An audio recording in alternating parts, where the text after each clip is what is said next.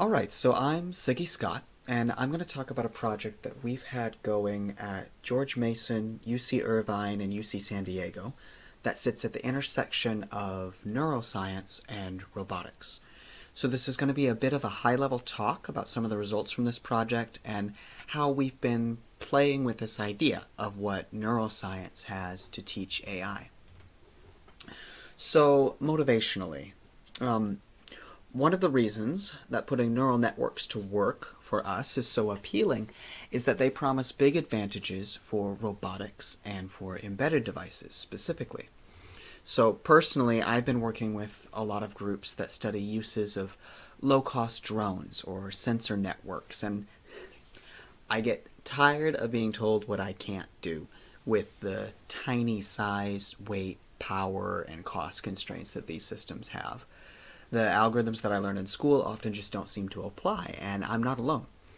So here we're looking at a survey of papers written on neuromorphic hardware and the motivations that researchers have been giving for their work in this area and how those have evolved over time from year to year. And what we see is that power efficiency here in the middle has become the single biggest motivation that people cite in recent years, even more important than speed. So this efficiency is especially associated with spiking neural network architectures because of the event-based and sparse firing properties that they have. And power efficiency, of course, is one of the biggest of the constraints that affect what we can do with autonomous systems. So when I see things like my colleagues at Oak Ridge National Labs building an FPGA board that can drive a car using just 10 to 20 milliwatts of power with a neural network, that's exciting. There's real game-changing potential here. I think this could have a lot of impact if the field can deliver on the speculative promise that it's had for quite a while now. So there's a slew of problems that we have to tackle as a community before this paradigm pans out. And there's kind of this standard neuromorphic vision for getting there that spans a number of fields, but it implicates neuroscience, computing, device design, and material science. And the idea is that each of these feed into each other and inform each other in a sort of feedback loop.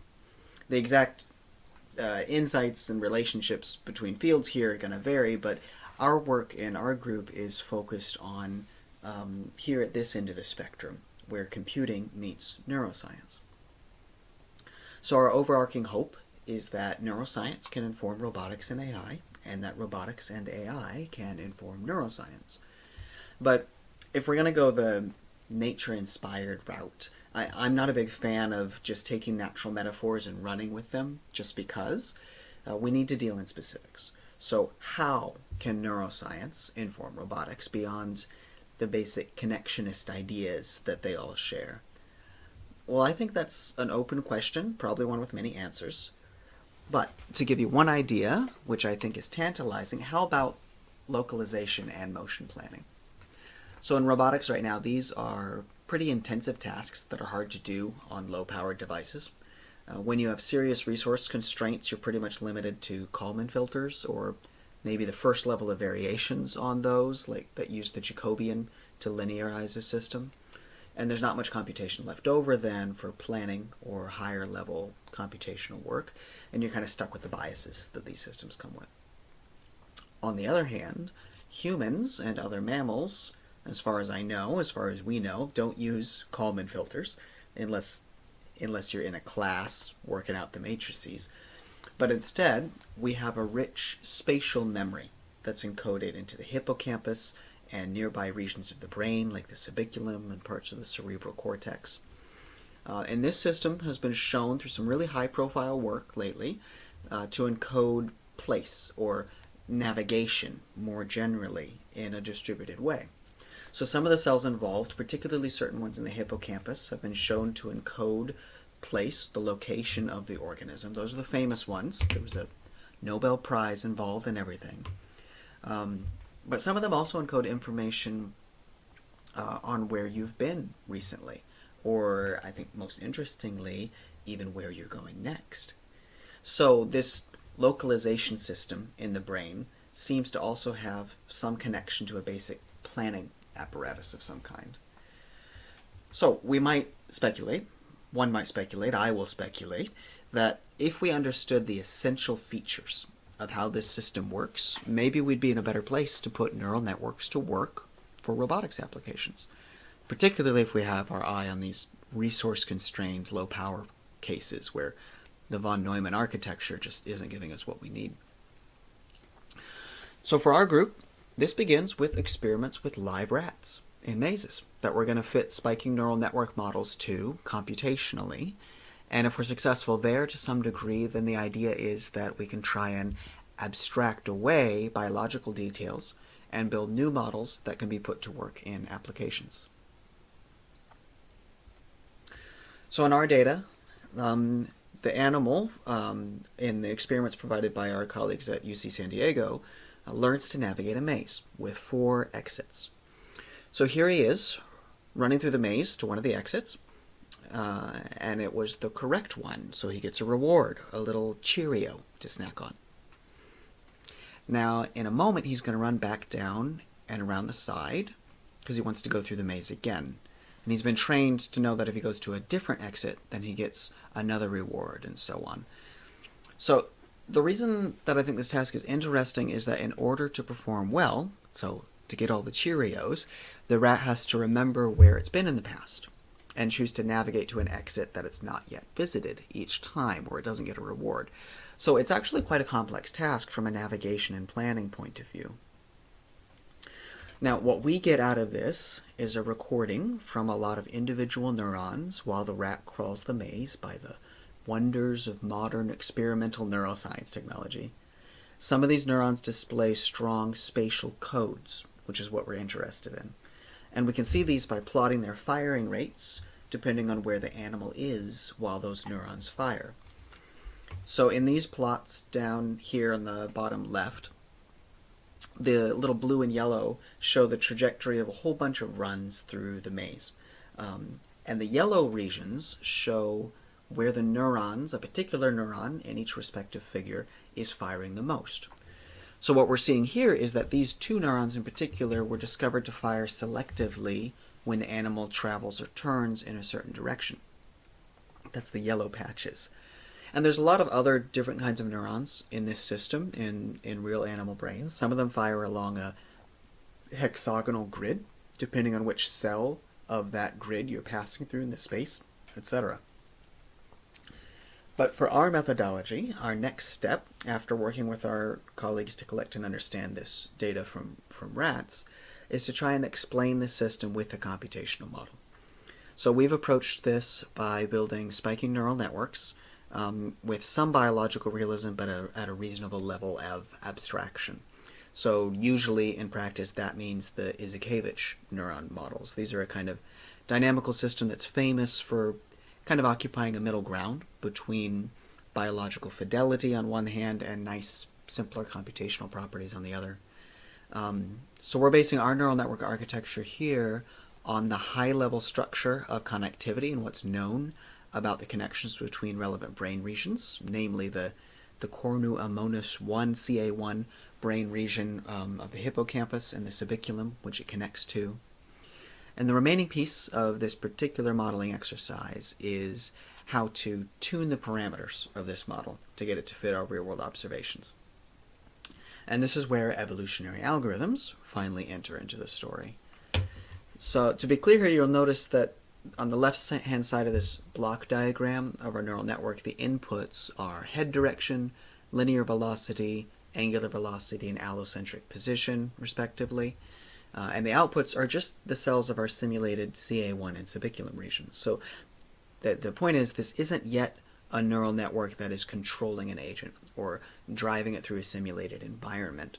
We're just focused narrowly at first on the piece of the puzzle that says, how can we represent place fields, represent spatial memory and spatial encodings, given a stream of fixed input that comes from real rat experiments where the rat is running through the maze. So even this raises some challenges for us when it comes to the tuning problem. One is just that there's a lot of weights involved. Even with sparse connections, we've got over 100,000 synaptic connections in this model. And simulating a system like this takes a lot of compute. These GECCO2021 models are dynamical systems with differential equations that have to be simulated. So we've got 1,200 of these little guys that we have to update at each time step. So the problem of running the simulation we solve, as you might expect, with GPU acceleration.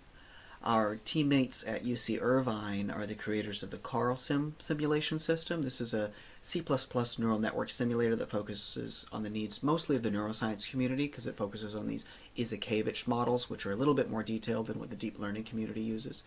And it's been stress tested with networks of up to 500 million of connections, so pretty darn big, and has recently acquired Python bindings, if that's of interest to anyone here. Now, the second problem we were facing was just the dimensionality. So we can run our models with GPU's help, but tuning them still isn't easy when you're trying to evolve your way around 100,000 dimensional weight space. So we've found pretty consistently in our work that these types of models and tuning problems for neurophysiological data can really be helped by using unsupervised learning during the model fitting process. So there are several different approaches to learning that are popular with spiking neural networks, down here in the bottom right.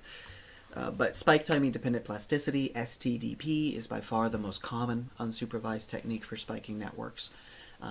But being unsupervised, it doesn't know anything itself about the real-world data we're trying to fit the model to, because that's a supervised signal.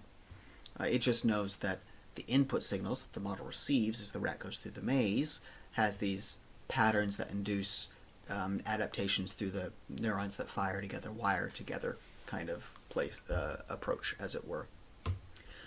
Evolutionary methods, on the other hand, are generally used as a supervised learning method for spiking neural networks, often, for instance, by directly tuning the synaptic weights.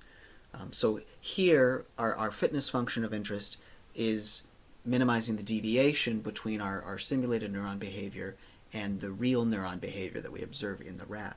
So what we've done is taken these two things together, and we've found that this is a methodology that works quite well for our purposes, combining evolution with STDP. If we put them together, we got a pretty powerful framework for fitting large neural network models to brain data. So specifically, if we're going to use the evolutionary algorithm to tune what we do is we use it to tune just the hyperparameters of STDP rather than the weights directly. And we do that for each high-level group of neurons in our model. And this reduces our dimensionality down to just about 20 parameters. So it ends up looking a lot like a run-of-the-mill hyperparameter tuning problem like you might see in deep learning or other machine learning applications. Except that here it's that only the evolutionary algorithm has access to the supervised signal. We're just tuning the hyperparameters of an unsupervised algorithm, but with the overarching goal of improving our behavior on this supervised problem. So it's got a bit of a different twist here, with the evolutionary algorithm providing the supervised signal and the STDP providing unsupervised signal. And I think it's interesting that it works. And it does work. The details are in an IJCNN paper that we've got out. Qiuxin Chen was the lead on all of this, and it works. We've used just a very simple mu, comma, lambda style evolution strategy, and with that, we're able to synthesize spiking models that encode a spatial memory that correlates reasonably well with the real encoding from rats. The question is that once we're armed with a model like this, what can we do with it? And we can do quite a lot, I think.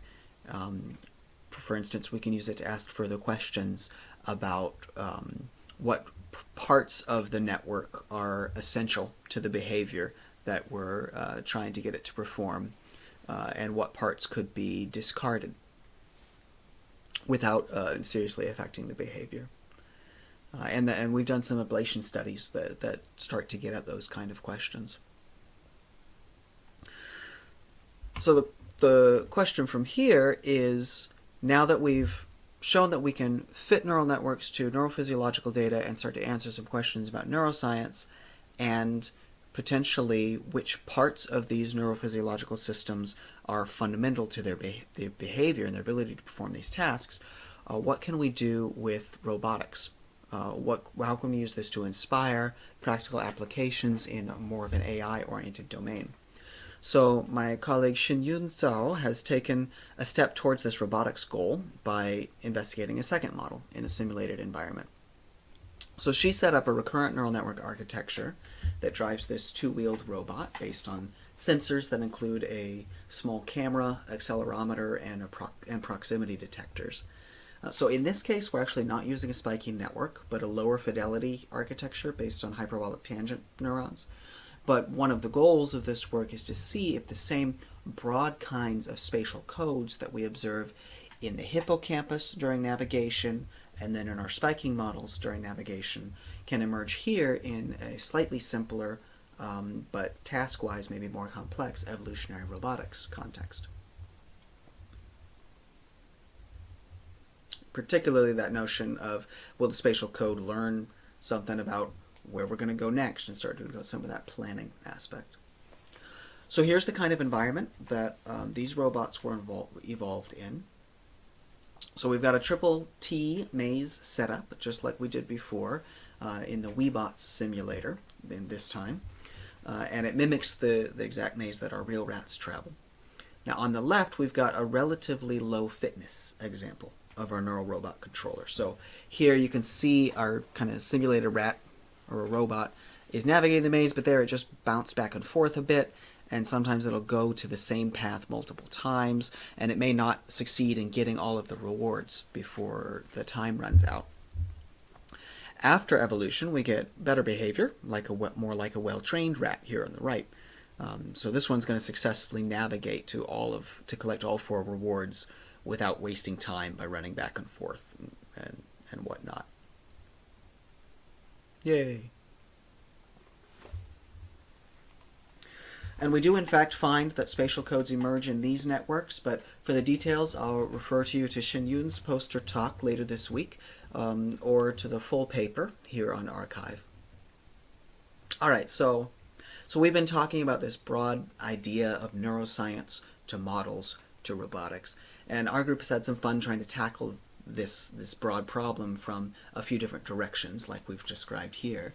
But there's still some challenges that we've been dealing with. So going forward, most of our experiments so far have been limited to less than 100 generations from the evolutionary perspective, because it takes many hours or days to complete a single run at that level. So right now we're working on implementing a cooperative co-evolutionary approach as one strategy to further reduce the dimensionality of the problems here, maybe get more bang for our buck with our fitness evaluation budget, and also simultaneously equip ourselves to extend our experiments to include additional brain regions like the retrosplenial cortex and the parietal cortices.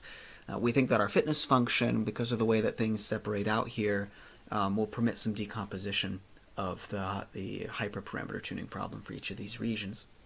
Another natural fit for this kind of problem may be surrogate modeling, if we can get a good proxy for our fitness evaluations. By fitting a function to our fitness landscape, then it could save us an order of magnitude of computational cost, which is a big deal in this kind of problem.